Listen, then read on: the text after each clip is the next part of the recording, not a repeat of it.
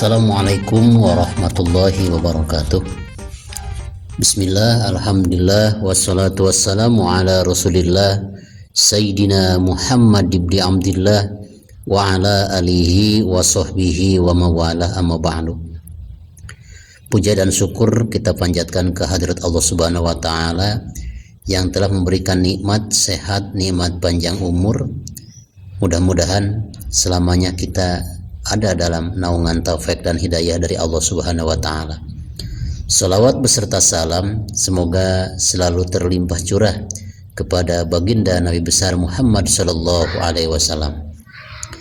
Sahabat channel Rahmatul Ummah yang saya cintai dan Allah muliakan, seperti 2 hari yang kebelakang saya telah menginformasikan bahwa tausiah selanjutnya dari channel Rahmatul Ummah akan membahas tentang Nabi dan Rasul yang menikah pada hari Jumat.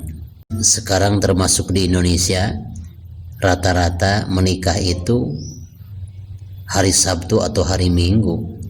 Karena apa? Karena mungkin kesibukan orang yang bersangkutan yang menikah ataupun wali yang menikahkan lebih memilih hari Sabtu dan lebih memilih hari Minggu dengan alasan hari libur.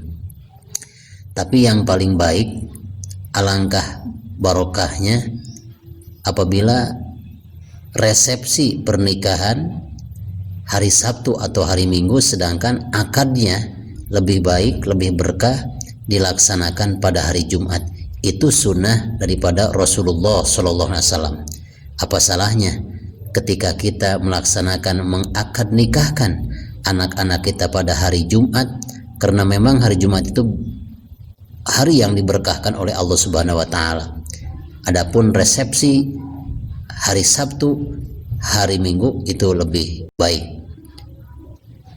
Jadi lebih baik, lebih berkah ketika akad dilaksanakan pada hari Jumat.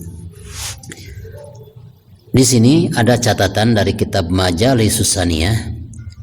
Di antara para nabi yang menikah pada hari Jumat, yang pertama adalah nikahnya Kangjeng Nabi Adam alaihissalam kepada Siti Hawa. Kedua, pernikahan Nabi Yusuf kepada Siti Zulaiho. Ketiga, Nabi Musa menikahi Sopuria binti Su'aib alaihissalam pada hari Jumat. Yang keempat, Nabi yang menikah pada hari Jumat adalah Nabi Sulaiman alaihissalam kepada Siti Bilqis. 6. Baginda Nabi besar Muhammad SAW menikahi Siti Khadijah. Dan termasuk Rasulullah SAW menikah kepada Siti Aisyah adalah pada hari Jumat. Adapun yang ketujuh, ini bukan Nabi tapi sahabat Nabi, pernikahan Sayyidina Ali kepada Siti Fatimah binti Rasulullah SAW adalah pada hari Jumat. Itu waktu yang diberkahkan oleh Allah Subhanahu wa Ta'ala. Waruya an Abi Hurairah radhiyallahu taala anhu an Rasulillah sallallahu alaihi wasallam.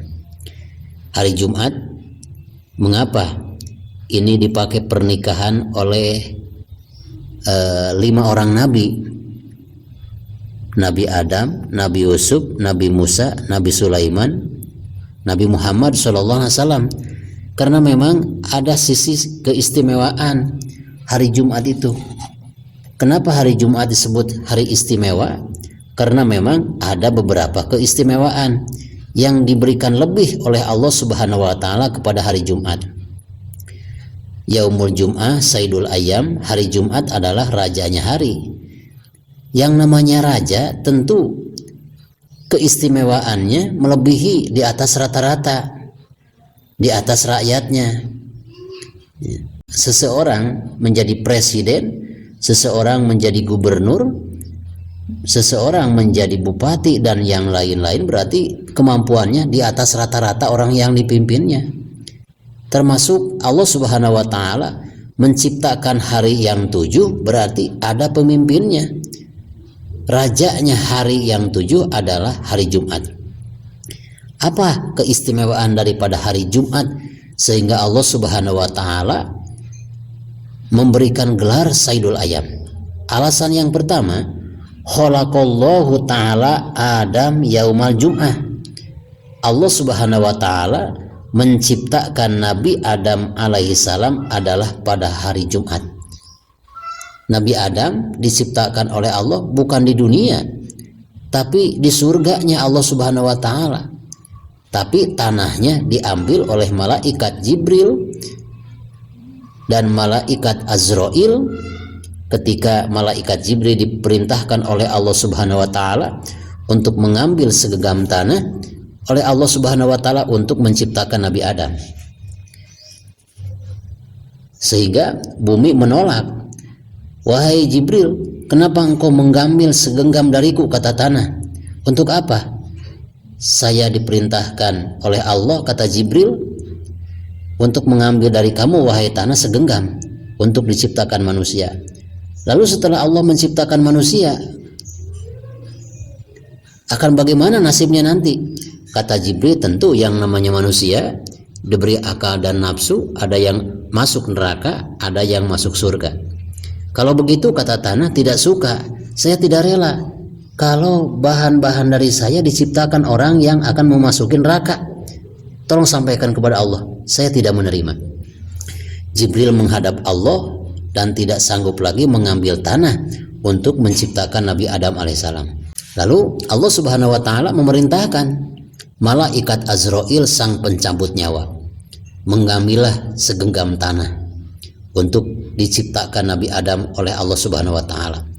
Bumi bertanya lagi kepada malaikat Azrail, wahai Azrail, kenapa engkau mengambil segenggam tanah? Untuk apa? Kata malaikat Azrail, Allah akan menciptakan manusia untuk memimpin dunia darimu. Kata tanah, setelah Allah menciptakan manusia bagaimana? Kata Azrail, ada yang masuk neraka dan ada yang masuk surga. Lalu kata tanah, jangan engkau ambil dariku segenggam untuk dijadikan oleh Allah Subhanahu wa taala segenggam tanah yang akhirnya nanti ada makhluk ciptaan Allah dari aku, kata tanah, yang masuk neraka. Saya tidak rela. Malaikat Azrail tidak mampu dilarang oleh tanah. Langsung aja Azrail mengambil segenggam tanah. Lalu karena bagian tanah diambil, tanah itu sampai sekarang menangis. Tanda-tanda menangisnya tanah yaitu apabila kita melihat tebing, kadang-kadang suka keluar air, keluar mata air.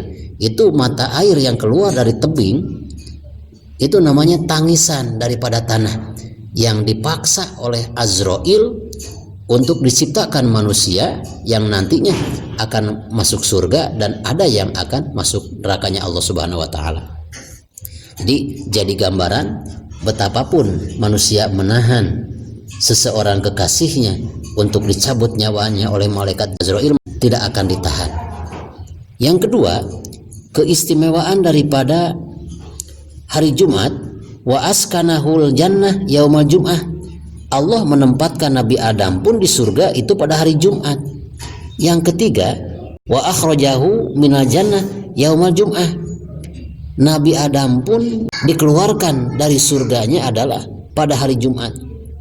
Diciptakan hari Jumat, ditempatkan di surga hari Jumat, dikeluarkannya pun Nabi Adam alaihissalam dari surga oleh Allah pada hari Jumat.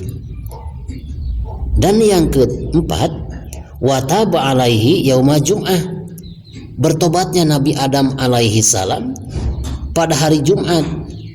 Dalam surat Al-Baqarah, fatalaqa Adamu min rabbihi kalimatin fataba alaihi innahu huwat tawwabur rahim, dengan mengucapkan Rabbana dzalamna anfusana wa illam taghfir lana wa tarhamna lanakunanna minal khasirin bihaqqi Muhammadin antaghfirli. Itulah istighfar daripada Nabi Adam alaihi salam.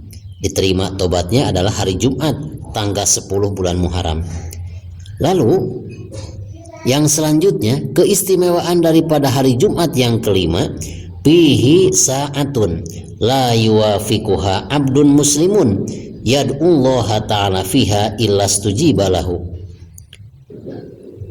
ketahuilah bahwa pada hari Jumat itu ada sa'atul ijabah.